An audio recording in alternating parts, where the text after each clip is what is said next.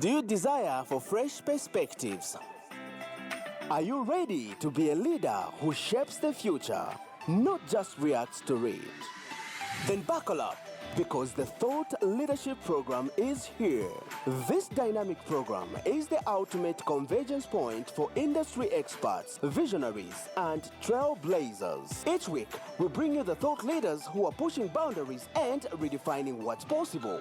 You will hear cut-edging insights, groundbreaking ideas, and practical strategies that will propel you forward. The Thought Leadership Program is where the future takes shape. Let the power of ideas propel you forward. Welcome to a space where thoughts lead, leaders inspire. The Thought Leadership Program, TLP, aims to amplify voices of thought leaders to drive positive change across business, government, and development sectors. Don't miss out on this incredible opportunity to learn from the best and become a leader who makes a difference. Tune in to the Thought Leadership Program on Money FM 93.7 every Wednesday at 9 hours. Visit our website at prs.org.zm for more information and subscribe to our podcast. Be the leader, be the future, be part of the program. This is PRS and Money FM, reminding you to think outside the box. My name is Natasha Chilundika. I'm the Director for Partnerships and Communications at PRS 365. Today, we are talking about poverty. When we look at poverty, it is more than just a lack of money. Indeed, poverty is a web of interconnected factors that limit opportunities, trapping individuals in cycles of disadvantage that hinder human potential. To effectively address poverty, we must adopt a multi-pronged approach that tackles it at the root cause. Eradicating poverty requires a collective effort from individuals, from communities, from civil society organizations, from businesses, and ultimately from government. All these institutions must work together to build a more just and equitable world where everyone can thrive and reach their full potential. If you have just tuned in, this is the Thought Leadership Program, and it's brought to you by PRS 365.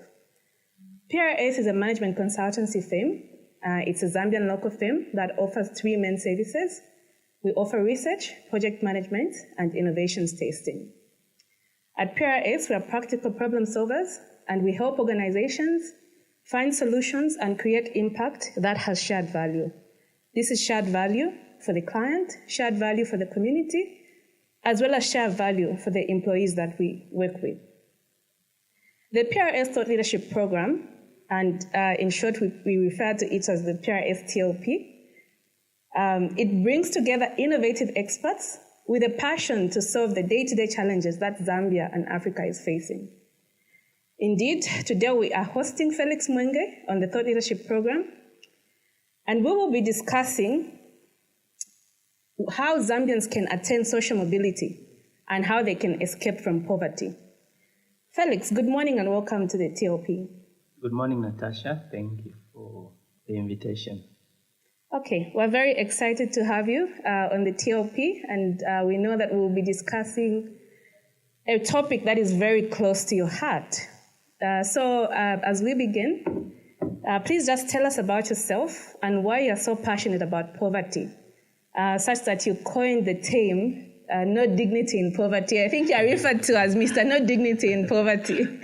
No, I mean, there was a day I was at a mall, and a lady met me and said, "Hello, Mr. Poverty." Exactly. You're also referred to as the king of poverty. Yeah. You have really earned your stripes in the poverty circles. Yeah. So like you say, my name is Felix Mwenge. I'm an economist by training, and I work in social policy space. So I've had lots of opportunities to interact with poverty from an academic point of view, but also from a very practical point of view, because I grew up in a rural area, and grew up with poverty and came face to face with poverty and experienced poverty. Okay. Yeah, so maybe that should do for my background. Okay, and why the term no dignity in poverty? Okay, let me begin by reminding you of global politics. Yes, yes. Where the new US president has made a decision thousands and thousands of miles away from Africa. Mm-hmm. Guys just pressed a button and we are all panicking because we can't afford to put all our people on ARVs, for instance. Yeah. We literally can't afford maybe to pay for our health needs in totality. Mm-hmm. And that's their policy also. They are trying to make a policy that suits them. Mm-hmm. And we are panicking on this end. We are worried, where's the respect in that? Yeah. So that's just one example. But at a lower level, just to say that poverty is a state of constant lack. Yeah. Yeah. An atmosphere of insufficiency all the time. Mm-hmm. So that tends to deprive you of many things. Yeah. I was telling a cousin yesterday, this cousin of mine, we joke a lot, and I was telling him to say that, do you remember a time when you entered a hotel, okay, and you don't feel safe, you don't even feel ready to accept an offer of water because they may ask you to pay and you don't have. That pressure, that stress, that panic mode that poor people experience all the time. Constantly. Is the reason I say there's no dignity in poverty. Okay. Wow. All right. So I think you've touched a little bit on what poverty is. But, currently the poverty rates in Zambia sit at 60%. What does this number entail? And further, what does poverty look like, for day to day for a Zambian? Okay, so like I said, poverty is looked at from different angles. Okay, so we have the World Bank who measure poverty from a certain perspective, and from that angle, when they say 60% of Zambians are poor, they are basically saying that share of the population are not meeting a certain standard of living that is considered sufficient for you to have good shelter, good food, and access to services. It's called a poverty line. So it's an amount of money that they've done this magic and calculated to say a person like Natasha should eat this much and require this much clothing, this much shelter for them to be a healthy person who can do everything that God requires them to do. Okay. And then they attach an amount of money to attain that. Okay. So everyone who's not attaining that, they say they are poor. But let me come down from that technical angle and just tell you what poverty means to us. Yeah. The poverty we experience in African countries and in Zambia is what we call extreme poverty. Yeah. The poverty of lack of basic needs. So when we say 60% of Zambians are poor, these are people that are not sure of a meal every day. When they wake up, it's not certain they'll eat. Wow. When you town people wake up and open the fridge and decide which relish, remember, which relish to cook today. Yeah. They are thinking whether there will be food to eat. So that's a poverty of, so these are people who don't have clothes, these are people who can't afford health care, these are people who can't afford sufficient food. It includes adults and children in those households. Okay. And what's the distribution like when we talk about poverty? Where is most of this poverty concentrated? So in terms of distribution, this poverty is distributed at different levels. So we can talk of geographic, we can talk of gender. Obviously, gender-wise, majority of the poor are women. As always, we're always the worst affected. So if you throw a stone randomly at the two genders, yeah, it is more likely to land on a poor woman than a poor man. Mm-hmm. So in terms of distribution, gender-wise, Zambian women tend to be more poor than men. Then geographically, we can first begin with the demarcation between rural and urban. Mm-hmm. Okay, obviously we have more poor people in the rural areas, it's higher there. Mm-hmm. But I've always been of the view, because I've experienced poverty before, like I told you. So I'm always of the view that I would rather be poor in a rural area than in an urban area. Yeah, I actually agree with you. Exactly. So let's hear it. Why is that? I'll tell you this. So I have a friend I joke a lot with. His name is Obed. Okay. Obed. So Obed grew up in Kitwe, and they were poor. Okay, wow. I grew up in Zambia, and we were poor. But I always tell Obed, I was better off. Why? Because in Zambia, when you are poor, the rest of the neighbors are also poor. Wow. So if at your place you haven't eaten, most likely the neighbors have also not eaten. But the poverty of urban areas is that you could go for days without food. And next door, they are braying T-bone. Okay, oh, wow. They are braying T-bone. Yeah. And you see the way these things happen. The smoke of the T-bone does not stay in the place where it's being done. It moves in the neighbors. So there's that stress, there's that pain. You feel the deprivation because you know that next door they have. Yeah, so that's a distribution. I just thought I'd bring in that angle to say it's more painful to be poor in an urban area than it is in a poor area. So that's about distribution. Then if we want to look at provincial also, I think it's important because when Zamsters report poverty numbers, they demarcate by provinces. So in Zambia, the top three or top four poorest will be Northern, Luapula, your home province. Northern, Luapula, Northwestern, Western. Yeah. This would be like the top four poorest. Like you are highly likely to be poor if you are coming from Luapula.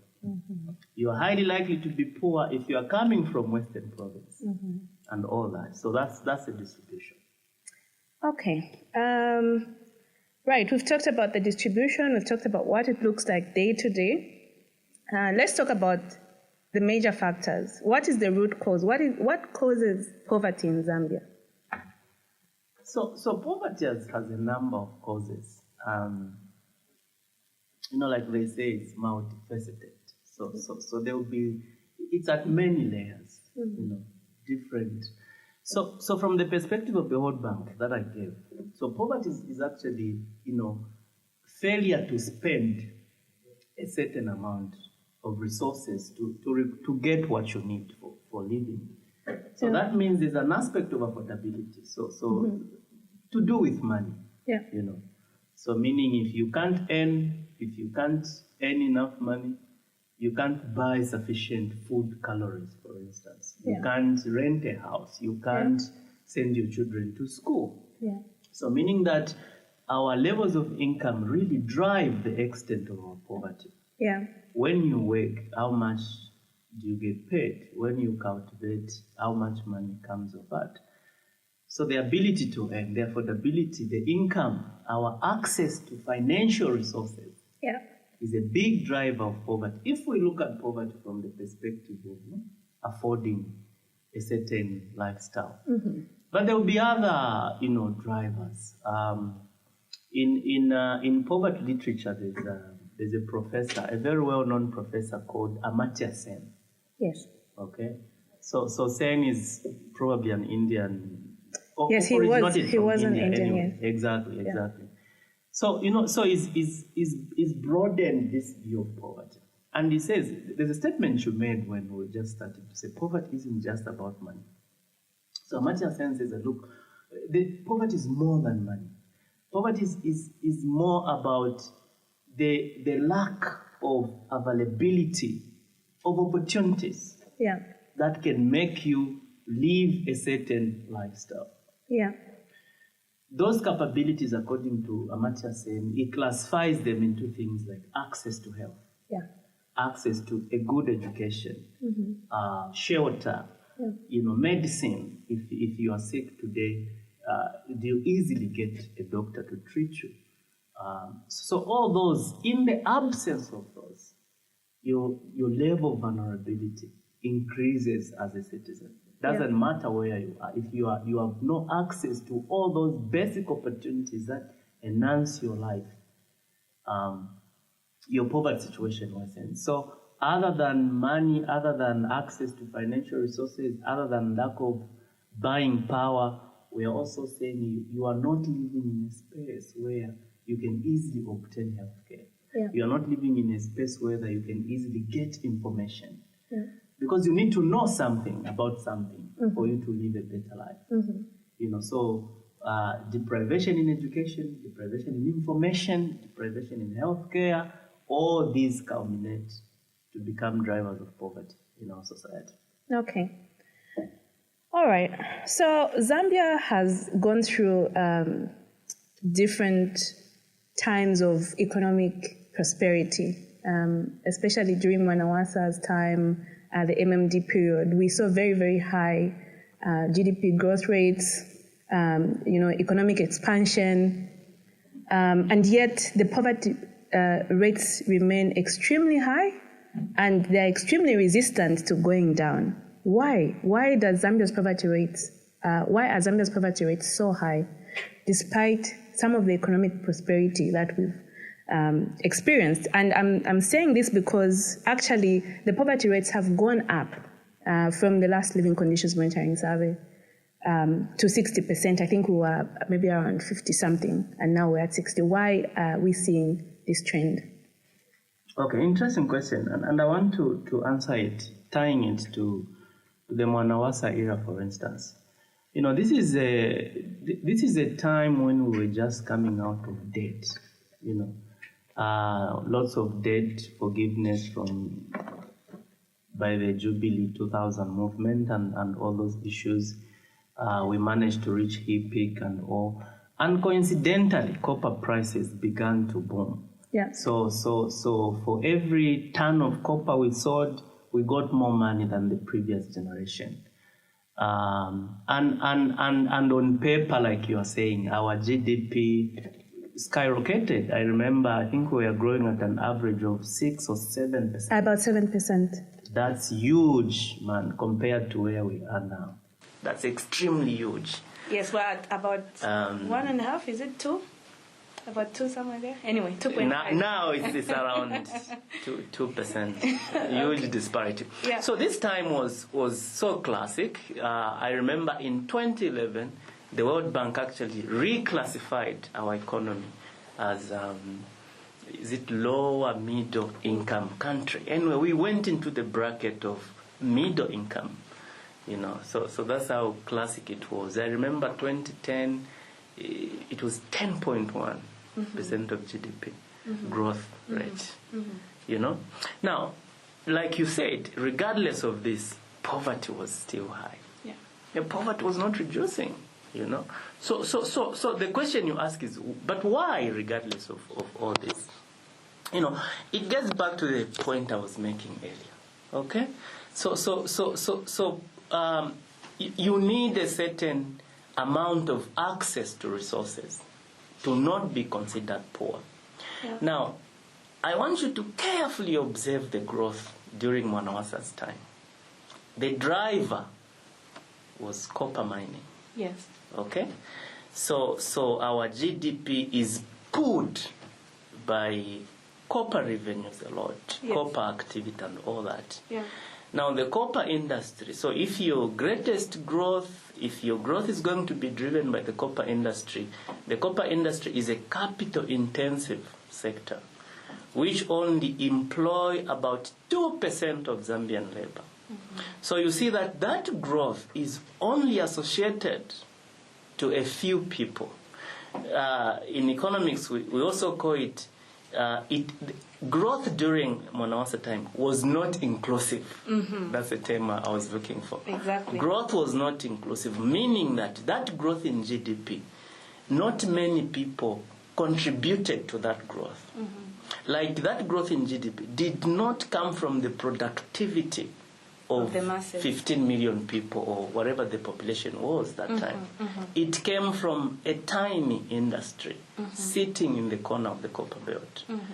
And although we would expect that then government will invest the money from revenues differently in the economy, it's different if you have more people working in the sector that's driving growth. Exactly. Because the wages, the ripple effects in other economic activities surrounding those activities tend to trickle down to many people. Okay.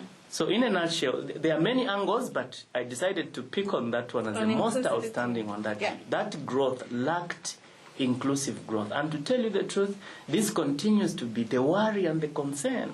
Yes. Because if we want to pivot our growth on copper production, Mm-hmm. we basically will have good GDP numbers, but we may not have a dent on poverty. Exactly. And just to iterate that for most of, for example, people in the rural areas, they're involved in the agriculture sector. Exactly. And so if we want to see more improvement in terms of poverty levels, we need to do something in the agriculture sector, right. because that's where the population is. You are right. And that's where we should be investing in terms of lifting the productivity and making sure that you are right. the sector is growing from there. You are right, exactly. But maybe just on that point also, maybe why don't we see poverty reducing regardless of that kind of growth? Mm-hmm. So we've said that the growth was concentrated in this area. Now you know that majority of our people work in agriculture. Mm-hmm. Okay, and our agriculture sector unfortunately continues to rely on archaic methods of farming. True. It's traditional tools that we are still using, so productivity levels are low. Yeah. You know, even when we've introduced chemical fertilizers and all, but when you distribute the production per farmer, Yes. it's too little. It's extremely low. To lift anyone out of poverty. Zambian farmers, we say they are net buyers of agriculture products. True. When they grow, when the harvest comes, they harvest, and because they need money to buy soap. Yeah. They need money to buy blankets for the coming June. They need money to send children to school. They need money to buy lotions. So they sell all the maize to get the money to buy those things. And then it finishes. Yeah. You know. And then they also start lacking food, regardless of having a field. Great. So, I think we've dived deeper into, how poverty impacts individuals. But let's talk more broadly. Now, if we have these poor people, what does that look like at community level and at national level? What's the impact of having such a poor population? So, like I said earlier, so the people who analyze poverty, you analyze it at individual level, then at family level or household, as they say, then society, and then nation. The impact really is many things, and one of them is high illiteracy levels, because then we can't send our children to school. The impact is, high levels, burdens of disease, because then we are not living healthy lives. We don't have access to health. We don't have access to education. So it's all these things that just expand into a society that has perpetual problems. Mm-hmm. Your burden of disease is out of the roof. Outbreaks are uncontrollable. Annual cholera outbreaks are in fact, you now expect, you are waiting, you're expecting them to say, the rains are coming, we don't have proper drainages and all. To have a clean environment, clean society, it's not just about what people think and all. It requires resources, So poverty impacts all those things. Okay.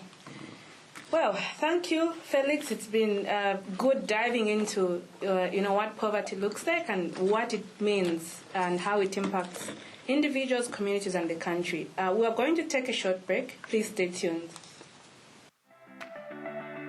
Do you desire for fresh perspectives? Are you ready to be a leader who shapes the future, not just reacts to it? Then buckle up, because the Thought Leadership Program is here. This dynamic program is the ultimate convergence point for industry experts, visionaries, and trailblazers. Each week, we bring you the thought leaders who are pushing boundaries and redefining what's possible. You will hear cut-edging insights, groundbreaking ideas, and practical strategies that will propel you forward. The Thought Leadership Program is where the future takes shape. Let the power of ideas propel you forward. Welcome to a space where thoughts lead, leaders inspire. The Thought Leadership Program, TLP, aims to amplify voices of thought leaders to drive positive change across business, government, and development sectors. Don't miss out on this incredible opportunity to learn from the best and become a leader who makes a difference. Tune in to the Thought Leadership Program on Money FM 93.7 every Wednesday at 9 hours. Visit our website at prs.org.zm for more information and subscribe to our podcast. Be the leader, be the future, be part of the program. This is PRS and Money FM, reminding you to think outside the box. Welcome back. If you have just joined us, you are listening to the Thought Leadership Program, brought to you by PRS. Our speaker today is Felix Mwenge, and you're with me, your host, Natasha Chilondika. Today we are discussing poverty and how Zambians can attain social mobility. Just before the break, we were discussing what poverty looks like for Zambians and how it impacts individuals, communities, as well as the country. We are now going to shift the conversation a little bit and explore the connection between poverty and social mobility. So, Felix, thank you for laying it out in terms of how different individuals, communities, as well as the country are affected by poverty, and really what it means for day to day when we're saying somebody is poor in Zambia. But now we want to focus on social mobility. Social mobility in Zambia is considered to be quite limited. And from the poverty levels we can see, because, if you're talking about 60% of the population living in poverty, then it means it's difficult to move. So what exactly is social mobility, and how does it look like for a Zambian? Before I just give the definition of social mobility, I just want to emphasize to listeners that there's really no dignity in poverty. Mm-hmm. And until you become uncomfortable with the state of poverty, you can't change it. Mm-hmm. To change poverty, it doesn't depend on one person, on one family. Yeah. It's a bit of a complicated system. For example, there's a role the state should play. Mm-hmm. There's a role that the economic structure itself should play, mm-hmm. and all that. But I still believe that your decision to say poverty is not good for me mm-hmm. is a good start. Mm-hmm. Mm-hmm. Yeah. Okay. Yeah, let me now go to what social mobility is. So, social mobility refers actually to the movement mm-hmm. of individuals or families or groups from one class to another. Mm-hmm. Okay? Normally, it involves changes in socioeconomic status. Mm-hmm. Yeah, actually, that's a key point I would love to make. So, social mobility is about change in socioeconomic status. Do you become worse off, or do you become better than you used to be? Mm-hmm. Okay, so that's what would call social mobility. And the indicators would be things like income. Mm-hmm. Do you have more income than you used to have now? Mm-hmm. Or education. Mm-hmm. Are you more educated than before? Mm-hmm. Or, occupation, where are you working now? And so all those are the components. I know that the term itself, social mobility, sounds a lot technical, but maybe just to say it's changes in socioeconomic status mm-hmm. that people go through. Mm-hmm. Firstly, as they grow, yes, but also as they live. Yeah. You can go through all these different movements, and some have classified them into what they call vertical and horizontal social mobility. So vertical is when you move. Let's say you didn't have a job, now you have a job. So that's it. You are a working class, you are a pensioner, and all that. All those are movements. And then there's just horizontal mobility where you move, you change jobs or just change location.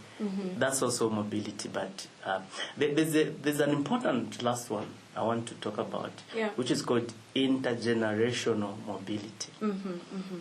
Your grandfather used to be poor. You are also poor. And the children after you can be poor if you don't do anything about it. So there's also that mobility across generations.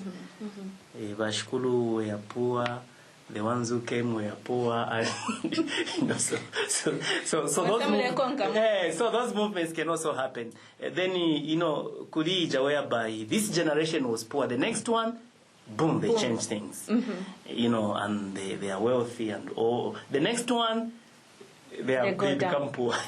So all those are parts of social mobility. Okay, all right. So what are some of the structural factors? And I think you've named some of them, but in more detail, what are some of the structural factors that hinder social mobility? So there's quite a number of structural factors. I'm trying to be careful with the use of the word structural. So structure simply comes from structures, because the economy has structures, and these structures can determine whether you move up the ladder or not. So let me talk about one or two structures. They can be economic, to begin with, educational, social and cultural. There's also policy and institutional, and then at policy and institutional, let me just talk about because there's quite a number. Let me give an example of tax policies and wealth redistribution. So if you are living in a society where the design of, you can live in a society where the design of tax policies actually hinders whether you can move from one class to another. How much are you taxed as a business? How much taxes do you remit to the tax authority as a society, as a family? It can determine whether what you are earning can propel you above or keep you where you are, or actually throw you back to what you used to be. And tax policy is also important because it's linked to wealth redistribution by the state, for instance. So when the state collects taxes, how are the taxes spent? How is the wealth redistributed? Depending on how that is done, it can cause social mobility for certain groups of people and not for others. I'll give you an example. We all pay taxes. The government collects the taxes and establishes bursary systems. They decide to pay for kids that are going to school. They decide to introduce a free education policy from the tax policy. That free education policy allows all children to be in school. The bursaries allow people from poor backgrounds to get an education. And with that education, they become totally different people from where they came from. So the tax policy and wealth redistribution structure becomes a driver of social mobility. Okay. Would you say that education is also one of the most important drivers at individual level for social mobility for Zambians? Yes, it is. And I've already mentioned it within the tax policy structures that I gave. Because what education does is education at a certain point tends to do lots of things. And you hear people say education is an equalizer. What exactly do people mean by that? Firstly, what education does is it exposes you to information. Before we talk of you getting a degree or a diploma, the process of an education being availed an education to a person exposes them to new information. They begin to know lots of things about their health, how society works, and all that. Yeah. That begins to lay a foundation for social mobility. You know, you can't change into what you don't know. Yeah, exactly. You know, and you can't leave what you are comfortable with. So education opens you up, begins to show you more about what's there. So yes, and look, in our society, it plays a big role. Although recently, you know, there's that saying, that joke, people say that they told us that education was the key to success. After we got an education, they changed the lock. So it's no longer the key. Yeah. What simply means that education on its own, again, is not enough as a social mobility factor. It needs to be complemented by availability of economic opportunities, availability of industry, for instance, where people can apply their education and work and do all these things. And social networks. I was coming to social networks, if you allow me. Please go ahead. So among the structural factors is social networks. Okay. Now, social networks is always a funny thing because I have a friend. Yes. You know Isabel. Of course. So Isabel says that, social networks is just a form of corporate corruption. Like this is how people know each other and they hand over, opportunities and all, and they move up. They enhance social mobility like that. True to a lot of extent. But again, that's why we are talking about things like education. Yeah. So another thing education does is it throws you into a new network. Yes. Where you begin to meet people who think differently from you.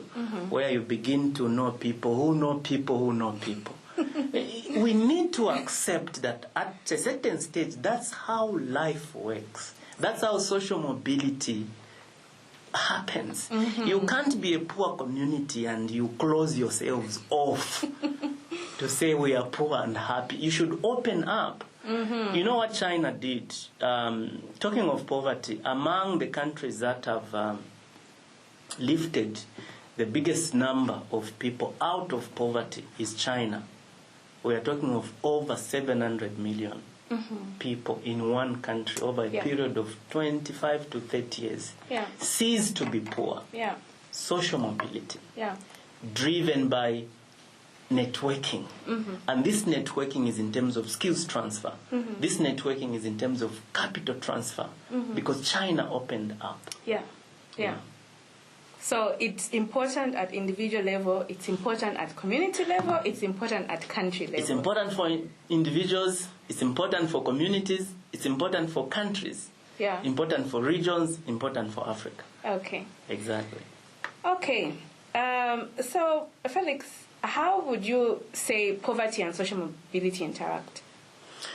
So because normally when we talk about social mobility, the movement from one class to another, remember I said the underlying issue actually is change in socio-economic status. So poverty will hinder you from attaining any social mobility whatsoever. Because by poverty, like I said earlier, we simply mean you don't have access to education, you don't have access to different opportunities and priorities, you can't network. Guys, when I say there's no dignity in poverty, maybe I should hold a conference on this. I think so. I'm simply saying when you are poor, you are not connected. You know, wealthy people have connections. There's an opportunity, they'll tell each other, hey, have you heard about this? When they go fishing. Exactly. When they go fishing, they are telling you, when they go mountain climbing. No, what? The other name for mountain climbing is what? Hiking. When they go aimlessly walking in the bush, there they don't. Did you hear about there's this color? And we poor people, because we are too busy looking for what to eat at lunch. Look, okay, because of that poverty orientation, I'm not a fan of hiking and camping. Come on, Felix, you have to enjoy nature. Oh my God! I'm sorry. We walked to the bush to go and pick a masuku, imfungo, impundu, bring home to eat for lunch. Okay? Now you want me to go in the bush and just be walking. And enjoy the scenery. Yeah, Felix is not a fan of sorry, hiking. this makes me laugh.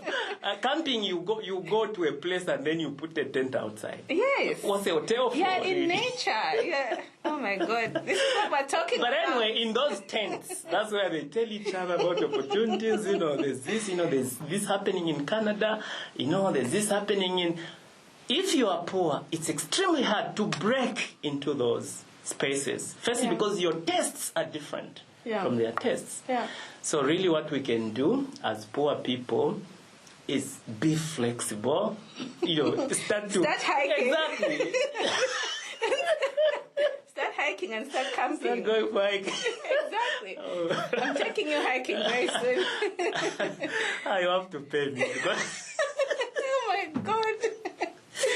please, over to you. Okay. I'm sorry. Look, this is natural for me. Yeah. We were poor, my guy. Well, we are still struggling at family level, trying to put kids to do an education. And like we are saying, what poverty does is something poverty changes about a community, about a people. You begin to accept who you are, like that. And you are resistant to change. Completely resistant to change. Yeah. Wow. Yeah. Okay. So what are some of the outcomes? We've talked about you're poor, you can't have social mobility. So these two are interacting and they're keeping you trapped. What are the outcomes of this poverty and low mobility on an individual? Obviously, lack of progress in life. Yeah. And what that simply means is that, health status is compromised. Yeah. Because you have no access to information, you really don't get to know so many things happening. Yeah. Very difficult to participate in civil responsibilities and duties, for instance. Yeah. When you are poor, it's very difficult for you to put anyone to account. You can't make a person accountable when you are poor. It's extremely difficult. Yeah. Especially if those people are linked to your hope well-being. Yeah. Not only that, but also you don't have time, Yeah. There was a time in this country that they were saying, no, people don't turn up for protests, let's do a peaceful walk and all that. Look, it's very difficult for a person to be on the streets walking, ranting, when they don't know if they have lunch. They would rather go out there and look for lunch and eat, than be spending time doing those things. So, so the outcomes are multifaceted, but overall is lack of social mobility, lack of progress, which culminates into ever-growing illiteracy levels, high rates of infant mortality, just so many social and economic problems. And also what I'm hearing, Felix, is that is also then entrenching inequality into the economic system. Exactly. But it's also pushing for weak institutions, which then results in ills like, bad governance, corruption. Exactly. Because you are a poor person, by some work you find yourself as an MP, and then what happens? It's lots of things. So weak institutions, like I said, firstly, you have a mass population. The majority of the population as a country don't really care to put anyone to account. Yeah. Because their immediate desire and need is what to eat now. Yeah. That's really the idea. But also weakens institutions, because then who's making decisions for the country? Yeah. When you are running a democracy, for instance, democracy requires people who are knowledgeable, people who can engage, people who can ask questions, people can think before they vote and all that. Yeah. In a country where the majority is poor, to be honest, we know what happens in Zambia. Some people turn up to vote, because there's probably a direct benefit, Yeah. Maybe immediate benefit and all that. So that combination, tends to temper with the whole political structure, economic structure, social structures. Yeah. Because there's just some disorientation that takes place in a place where poverty is rampant. Okay. Okay, we're going to take a short break. Please stay tuned. Do you desire for fresh perspectives? Are you ready to be a leader who shapes the future, not just reacts to it? Then buckle up, because the Thought Leadership Program is here.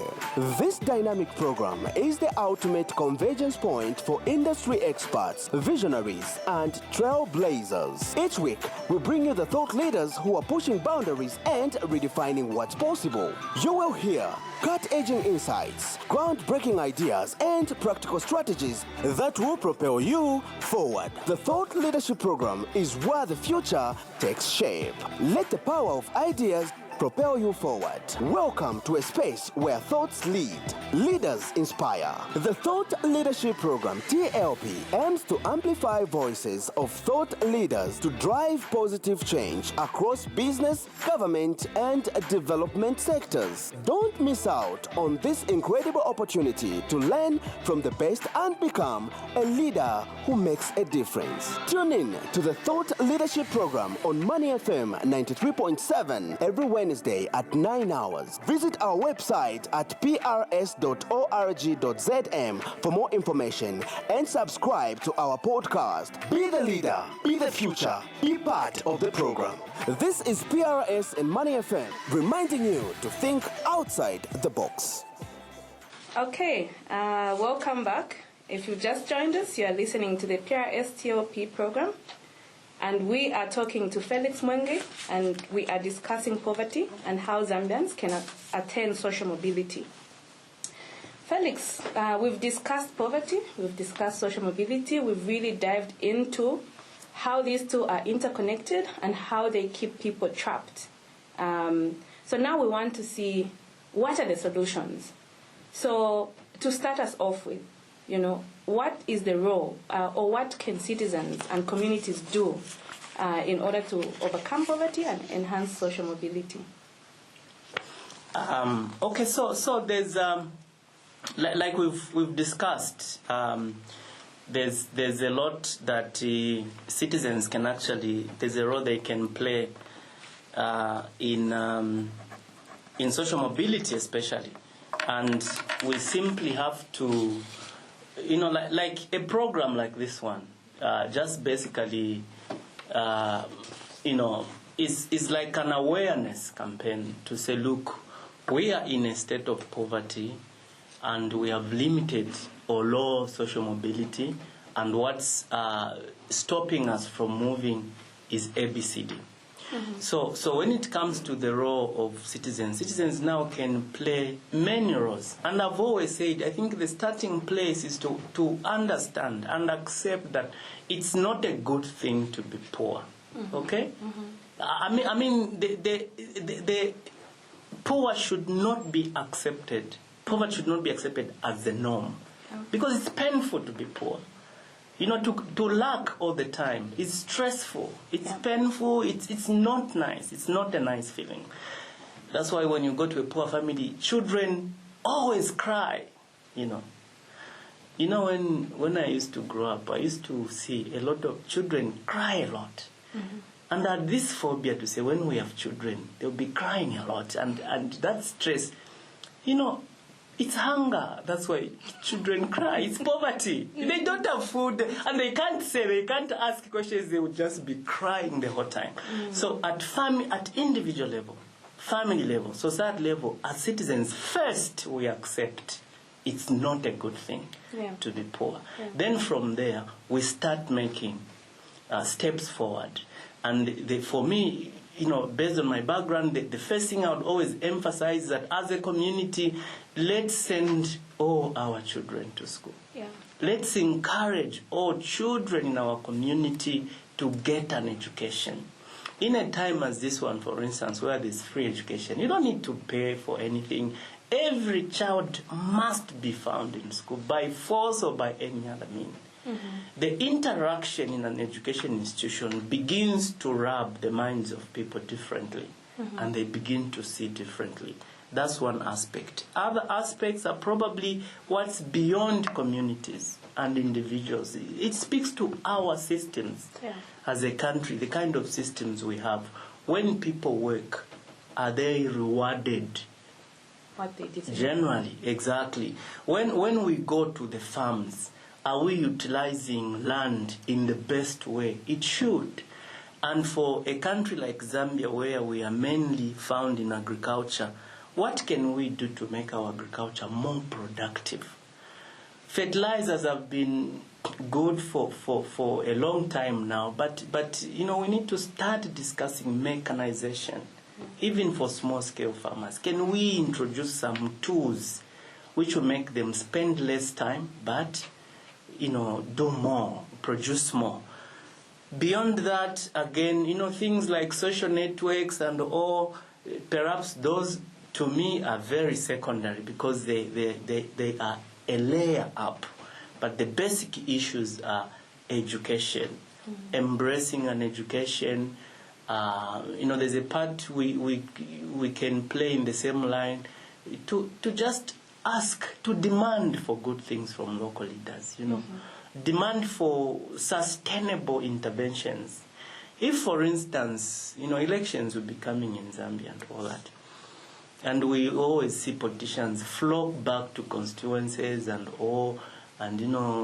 doing lovey-doveys for votes.